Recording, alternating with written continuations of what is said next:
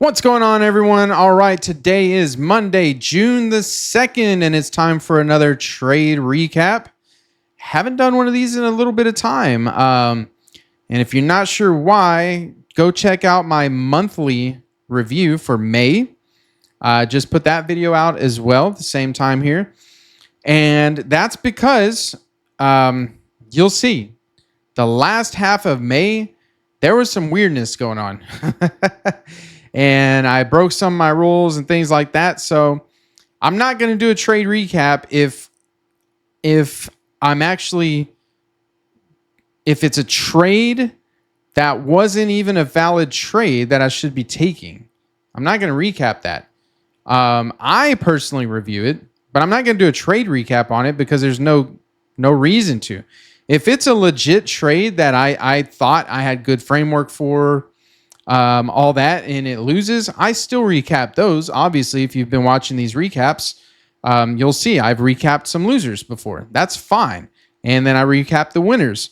But on trades where I completely just like crap the bed, for lack of better words, and it wasn't even really a trade, I'm not going to recap those. So that's that. So here, I wanted to do this a little bit, I guess, not different, but I want to do this with a trade recap. The trade replay. And I'm still going to show my execution, the video of my live edge execution. But you know how before I used to kind of take us through the top down, and then I'll jump to my trading chart with all my things I had marked up and all that good stuff, and kind of walk you through it. I want to go through the recap, trade replay, and kind of mark it, like kind of bring you in with my framework. Because I want you to see, basically, I want you to know what I was looking at as I was framing out and getting ready to take my trade. Like, I want you to see my thought process, basically. So, like today, we're going to start at the weekly here. So, and what I did was I don't have any bars after 9:30 a.m. There's no bars right now after 9:30 a.m. So I went to the weekly chart. Okay. So and the reason why I'm doing this is because when I sit down, I want to take you through what I do when I sit down. When I sit down and look at the charts, I do my framework. It takes me 5-10 minutes at best to go through my framework, figure out what I'm looking for, and then I just wait. I can literally take my chart after I've done my framework and just throw it on another monitor and do something else if I want. And then I let the market open, and and that's how I trade patiently and calmly, because I know what I'm looking for.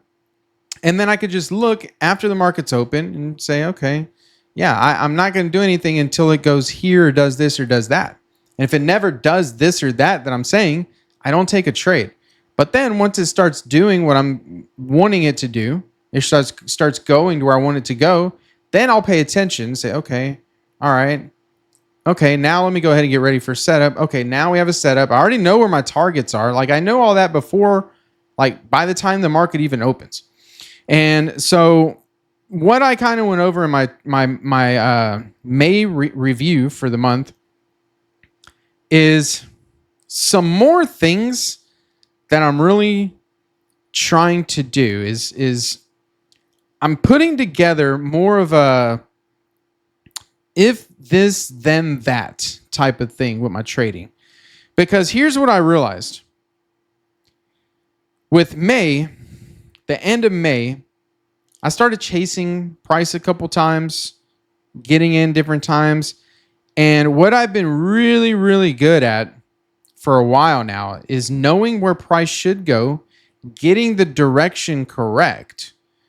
But the when it gets there, not even so much the when. It's me being too precise with my entries and then getting knocked out of trades. So that's been happening to me a lot. So, like, for example, if I had an entry here, just random. This is just so random. And I said, I'm going to go long if price hits this point right here. Well, as soon as price comes down and I get in and I want to go long, let's say I have a target, up here, right? And then I have my stop here. There's been a lot of times where I'm like, I know it's going to go up here, but then maybe price comes down and knocks me out and then goes up. and that can always happen, right? That can always happen. But when I say I'm, man, 100% is a dangerous word when you're talking trading. But I'm talking about I nearly nail 100% of the time where price is going. Obviously, that's way different than 100% winning trades. But I'm talking about where price is going. Targets. Like, I get that so right so many times. And I'm just like sitting back after I take a loser or later in the day. And sometimes it'll just pop into I'll just think about it. I'm like, how is that possible? How can I always, more times than not, know where price is going, watch it go there, but I took a loser that day? Like, there's something off. What am I doing? So, and I think what I found was I'm being too trying to be too perfect on my entries. I think that's what I figured out. Because there's so many times it comes down and I'll be watching and it'll create an inversion or something to go up or an order block or something. I'm looking. I'm like, I only take the fair value gaps, right? So look, here's my normal trade. Let's just do this. Oops. Look, here's my normal setup, right? Price is coming down. Okay. Pull back. Boom. Boom. Now we have, say, a market structure shift right here. Basically the 2022 model, right? And then we have a fair value gap in here. But I know, let's just say there's like some equal highs, some smoothness or whatever back here. And I know we're going to get here.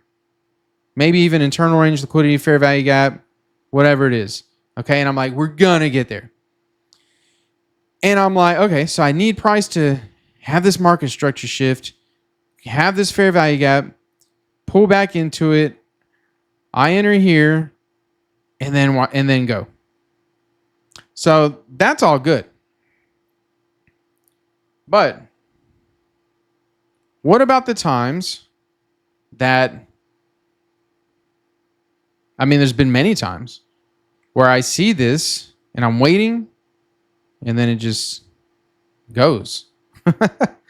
And then maybe leaves a gap here. And I'm like, okay, well, maybe it keeps going up and I enter here, but then it comes down and I lose. Or, I'm trying to be too perfect with it. And instead of taking all this, like,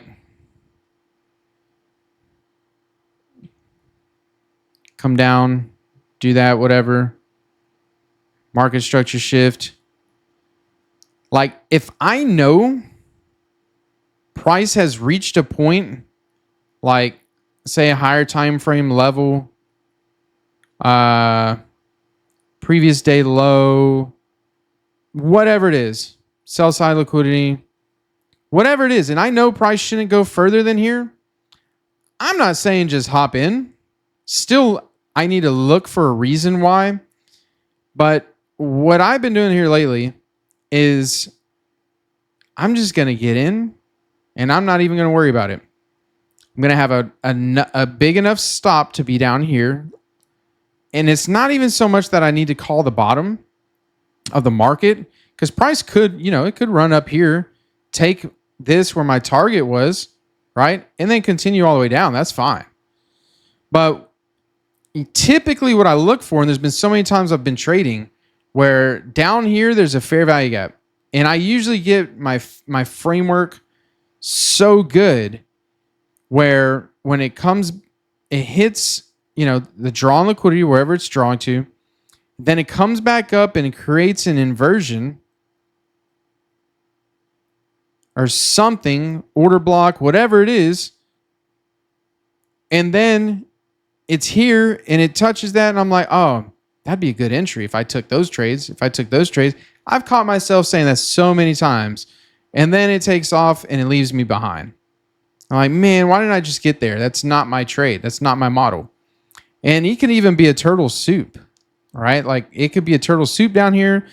So that's kind of what I'm aiming for is finding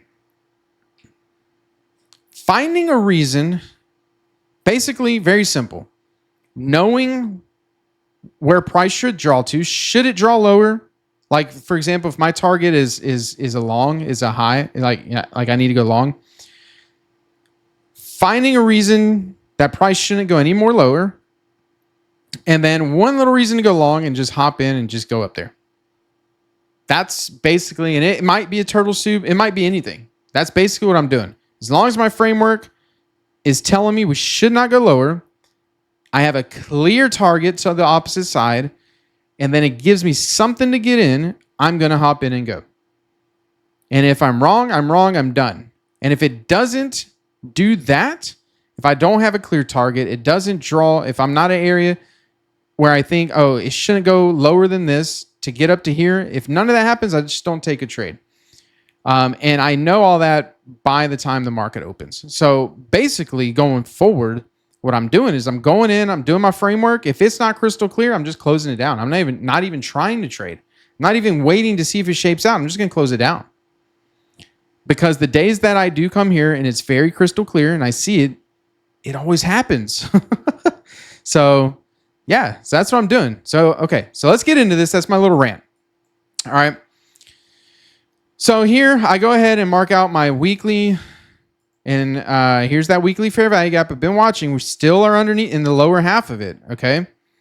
Now we have a new weekly fair value gap here, which we had it already, right? In this volume bounce. So we've been stuck between these two. So what can we expect? It could chop. Like it could bounce between, because these are high, like big levels, right? And actually we still haven't even came down to this one yet. We're still like hovering around in this area. So what I want to watch is I want to watch the midpoint of this wick right here. Because you see how this wick reached all the way up, closed down here, right? So it never took this week's low, this the weekly chart. And then this week we opened and we're inside the week still, right? And we have not, like we opened down here, made a little run down. It could be bullish, right? It could be bullish and go up, but I want to watch the midpoint of this wick. Okay, because if we start going up above it, we'll see. We may want to take last week's high. That might be a possibility. Okay, so I want to keep my eye on that and watch it. So then we go to the daily chart. And here on the daily chart, same thing. We still have these gaps, these fair value gaps right here. Right there that we reached into the other day. Came back down, closing underneath. We also have this higher one up here. Okay. But now we have this one right here.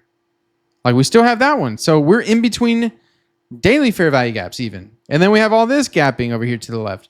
So all this basically can create a lot of indecisiveness. No big run. Like you just have to be careful. Like it can be an accumulation here, right? So now the same thing on this daily chart. I'm watching the midpoint of this wick, which is here. I'm gonna watch that. And then Friday was very indecisive, as you can see. And then Monday here, right? So what we did is we opened down here, made a run down. We didn't take this low though. Came back up and closed here. So it's a little bit neutral at the moment. Yeah, it could come up, but at the moment, I would say it's a little more bullish for tomorrow, But I would watch this midpoint of this wick, see if it rejects, see if this daily fair value gap rejects. Right here, this one's still holding. So you got to kind of see which one's going to give. You got to see that. So in the meantime, I would expect price to kind of be in that area somewhere, in between. So then what I did was I went down to the 4-hour chart. I'm just going to go down each chart whenever I'm here. And as you can see, we have this big inversion right here. We created this fair value gap. So now I'm like, okay, we have this one. We have this big one. Do we reach back up? Here, let's get rid of these. Do we reach up above this one and go into this one, or what do we do? But again, we also have this one down here. So same thing on the 4-hour. We have opposing fair value gaps. It can get a little dicey, right? It's not quite just clear to run right now. So I'm like, okay, little neutral at the moment. Still a little neutral. On the 4-hour, obviously we took this swing low. We had fair value gaps down. So do we reach back up and hit this and reject and continue down? There's a good chance that happens because this one here, we've already traded all the way through it and came back up. So maybe, but maybe it'll want to go higher. And we also had we had the previous day high up there. Or let me throw that on there because that's going to be helpful whenever we go to the lower time frames here. Okay. Previous day high, previous day low here. So we're inside Friday's range. Okay. So then I drop down to the 1-hour. Let's see. Do we have, and basically what I'm looking at is, do we have imbalances above or below the marketplace? Any fair value gaps above or below where price is currently? And I want to see that. So here, like this is the new week opening gap right here. Okay. But for here, we were at, this bar. I'm like, okay, I see this fair value gap on the 1-hour that we did close, but we're still kind of in it. So, okay, I'm not too worried about that. We do have the 4-hour down here as well still. And then over here in this leg or this area, we don't have really any more fair value gaps till up here, which is inside that big 4-hour one. All right. So then I'm looking, all right, what do we have any clean relatively equal highs or anything like that? So, okay, well, we have this one up here. We have kind of this up here. Inside that fair value gap, we have previous day high here. Well, we weren't there yet, but I'm looking back here. Previous day high, we kind of have this there's not much. So we'll see. So now we drop down to the 15-minute. And this 15-minute, this is where I'm looking at the previous session highs and lows. Okay. So on the 15-minute, what I'm looking for is where is the most obvious pools of liquidity? Because I use my 15-minute more so than anything to know where price is going. So if you see, we're at 9:30 here. So I'm looking like, okay, here's that fair value gap right here, this shaded area. Here's also previous day high, which is Friday high. Well, look at this PM session high. Friday afternoon, session high there. We never made it higher high. Okay, that was Friday's high, right? Well, look to the left over here. We also had the day before PM session high right there. Okay, so each session high and low is going to be a nice pool of liquidity.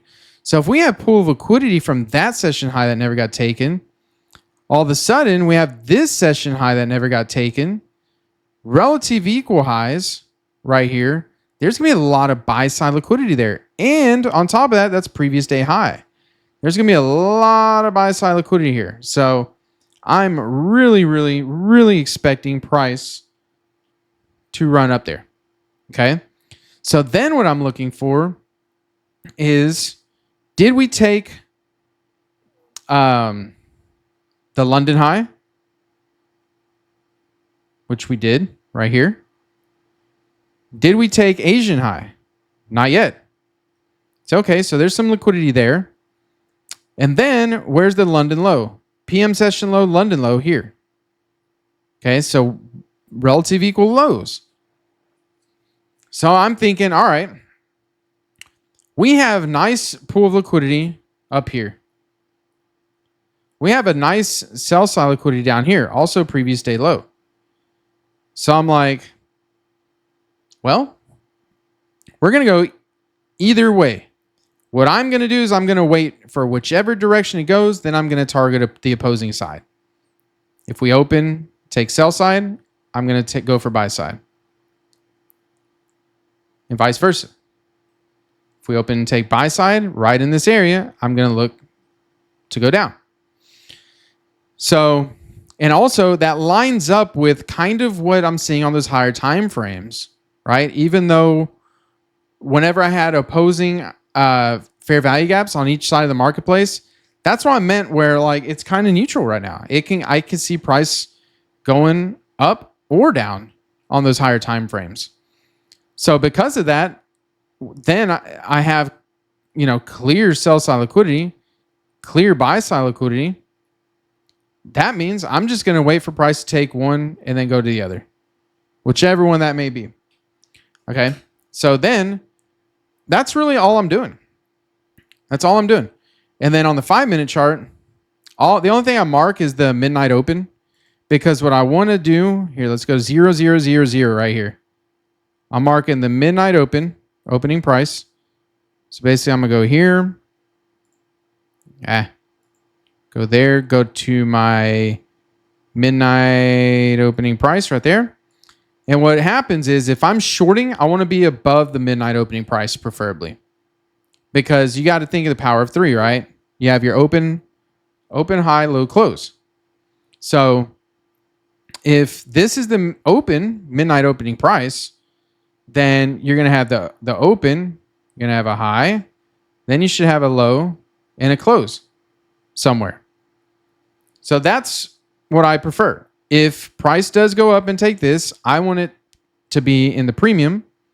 So that way when I look for my entry is to go down to either the discount or equilibrium of the market. Unless if I have a clear reason, like, I have a couple other reasons that I may target because I don't like to hold trades forever. I just like to get in and get my profit. So that's all I do really on the 5-minute chart. Then I'm going to go down to the 1 minute. And all I really do on the 1 minute is I'm going to look for opening range gaps. And I'm going to look for opening range gaps in the first presented fair value gap. So here we have the opening range gap. It's because we closed Friday right there.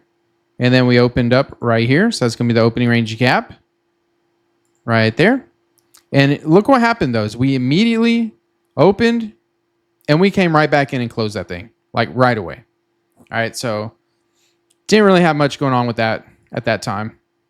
So look what happens, though. We opened and then we basically just ran straight up. So that made it easy. So we ran straight up and also have the pre-market highs and lows showing here because that's also a liquidity level. So I could target that coming back down if it never took that pre-market low, which it didn't. And that's right here at that opening price, midnight opening price. Then I have those other levels down here that I could target.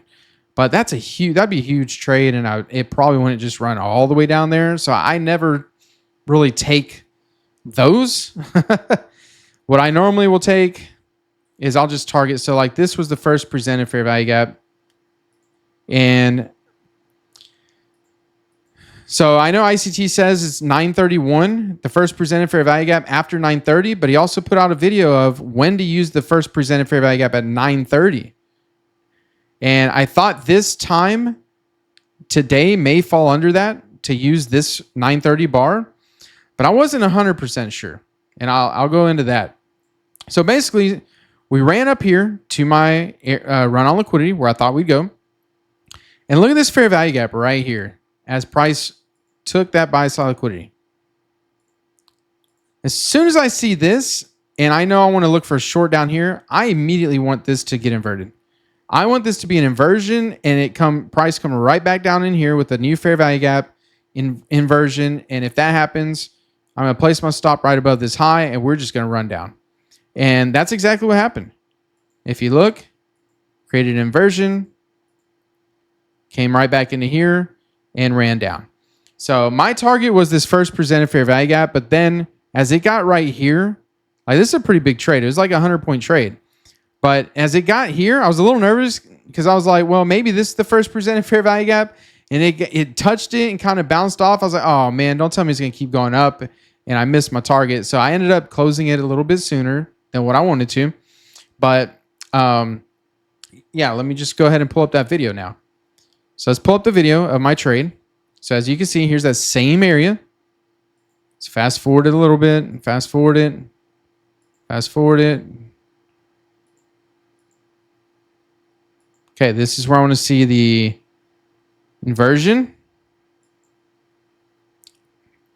And then we get a little fair value gap here.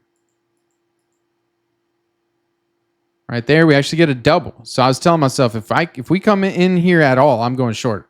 I'm not missing this trade. As soon as it hits here, I'm going short. And another thing I'm doing, I'm entering, you can see I'm entering with 3 micros. My strategy going forward is I'm entering with less risk. This is a huge deal. And then I'm adding in to my winners. Why is that? Because when I enter with less risk, right, with 3 micros, I'll typically have a risk of, say, $150 to maybe $250, depending on my stop. But that's on the high side, that $250. My trading normally, without doing this, is somewhere around, on my accounts, $400 to $500 on a trade. That's my normal risk. So I'm literally about half the risk. And you might be saying right now, well, that you're not going to make as much. Oh, but I am, because I'm going to add in, right? So I enter with, say, around 250 max risk. And so if I just take a straight on loser, if I'm wrong here, let's say I enter, have my stop here, and price just comes up, takes me out, that's about my max that I'm going to lose. And it is between 150 to 250. Okay. So that's it. However, when I add in, and you'll see here in a second, I add in and it's coming down, and I enter another contract. Well, that one that I enter here, I'm not, and my stop was up here, I'm not moving my stop up here. Because then, yeah, I'd have more risk. So what I'm doing is I'm keeping my stop tighter on that extra entry. And then once it's confirmed that I'm good and it's going to continue my way, then my original stop, I move it and combine it with where I added in. So I'm keeping this same, even though I added in, I'm keeping this same risk to where if it does run down a little bit and it comes back up and knocks me out, no matter what, I have that same risk. I'm not risking more, but I'm making more because I added in, right? And then I want my goal is to have one entry plus one to add in plus another add in. I want to add in 2 additional times if I can. That's my goal. All right. So my initial is about 3 micros. Then I'll add in 2 and 2. That's 7 micros. So that's a good amount versus just starting with 5 or 6, or, whatever. I've been starting, most of my trades have been 6 micros, 6 to 8 micros. But that initial risk, if I lose, I'm going to lose a lot more, obviously, than with 3 micros. So That's been my strategy lately. I've been doing that on my live account. I haven't been doing it so much on my PAs. My PAs, I did that on today. So let's go through it here. Okay, you can see it came in. I entered in 3 micros. Okay, have my stop right up here, my target right here, the first presented fair value gap, just under. My entry is 420, 421. So what's that? 29, 91-ish points or something. Okay, so now let's fast forward a little bit. Okay, so look, here's that entry. There's no market structure shift yet or anything. And that's okay. Yeah, you might say that that is an extra risk, but what is ICT's turtle soup? Is there a market structure shift on those? No. An inversion. Does that have a market structure shift? No. Even an order block. Does that have a market structure shift? Typically not. You don't always have to have a market structure shift if you have the proper framework and you know what you're doing. Okay. The 2022 model, yes, you have a market structure shift, right? That's what you're looking for. Fair value gap. That's what you're looking for. But I no longer am just doing the 2022 model. Since that's what I learned. That's what I learned over this time recently is I get the framework right. I get the direction right. So why can't I take other entries if so often I know where price is going and I typically get it right? Why can't I get in and get these moves and stop taking the losses trying to be perfect or watching price run away from me because I'm looking for that one specific entry. And then when price doesn't come back into that fair value gap and it keeps going, I'm like, oh, I don't want to miss the move. So then I chase the price and I have my stop tighter than what the market should allow because now I don't want to lose. And then it knocks me out and keeps going. Those are the things that I'm cleaning up. Okay. So yeah, so I'm in. Okay. Here we go. Now, if I get the traditional setup that I normally take, the 2022 model, then I'll add it in. I have a reason to add in. I'm not just adding in for no reason. I'm adding in when I have reasons to add in. Okay. So here we go. It's coming down. And I'm thinking right here, I'm like, man, this might just go all the way down. I might not even get a chance to add in. And if I don't, that's okay. It is what it is. So here we go. Here's this fair value gap. Oh. And I'm like, all right, I add in. I go ahead and add in. And see how my stop is right here? Because here's the gap or the bar that created this fair value gap. If this is going to keep pushing down, price really should not come back above this area and definitely should not come back above here. So at the moment, I'm just kind of leaving my stop here for right now. And I want to see price take this low and, kind of continue. Show me it's going to continue to push down before I really do anything with my stop here. All right. So fast forward a little bit. Now you can see that's a swing. And I really want to see it. It's pulling back up in here. And I want to see it take this. And at this point, I do move my so see here's how the averages are, right? Because here, let me back up real quick. Come on. Let me get to where I add in.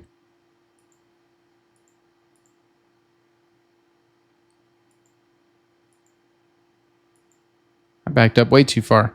Okay, so here, you see I left my stop right here, and then my original stop was still way up here. So then, when I move it, I pull this one down, pull that one up a little bit, so kind of average it a little bit. And then as soon as this takes the low here, I'm like, all right, I'm going to add in again, and then I could technically tighten up my stop even more if I wanted to. But at that point, I want to see the momentum push it down further. So you'll see here in a second, as it pushes down, I'll add in again. You can see it right up here. I'll hit the sell button. There we go. Add in. Averages in my entry a little bit more. And at this point, it technically shouldn't take this swing here and come back up above that. So my added entry, the stop is here because I have a preset stop of 40 points. So I put it right here. So as you can see, though, because the average entry, that's only a 96.06. What's that? 10, 16 point stop or whatever. And then up here is a little higher, but then I could just go ahead and pull that down.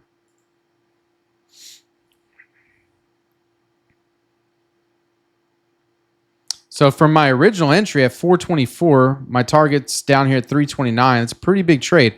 But see, this is where, right here, where this gap was, that I'm like, oh, was that the first presented? The actual first presented fair value gap? And you can see it hit it and kind of had this little reaction on it.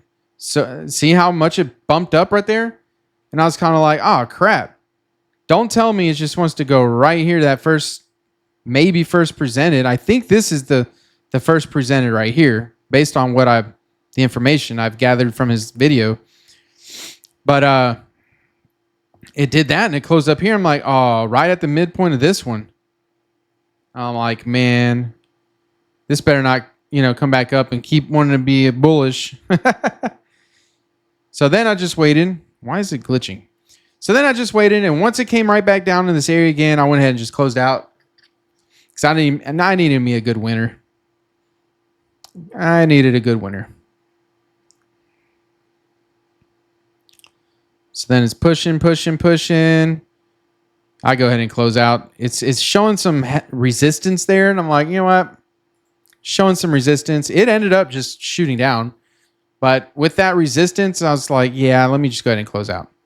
But yeah, 13,500, a little less with commissions on these accounts. My risk was, let's see, where was my initial stop? My risk was 458.50, 421.50, 37 points. All right. 3 micros. My risk was only $222 max. Okay. And ended up making 555, around 550. Then, of course, these accounts with the larger amounts, that risk was double. So it was 440 or whatever, 444, but still, and to make 1,100.